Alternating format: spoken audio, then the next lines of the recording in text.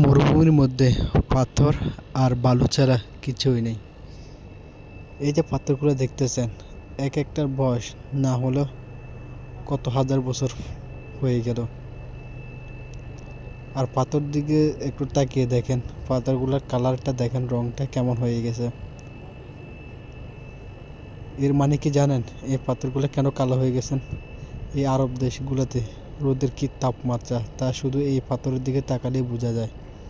দেখেন এক একটা পাথর কয়লা হয়ে গেছে, পুরো কয়লা। আল্লাহু আকবার। আমাদের প্রবাসী ভাইরা এত রোদ এত তীব্রতার মধ্যে প্রবাসে কাজ করে। যারা মরুভূমিতে আছে তারা তো জানে কি অবস্থা মরুভূমির। ভিডিওটি সবাই শেয়ার করে দিন।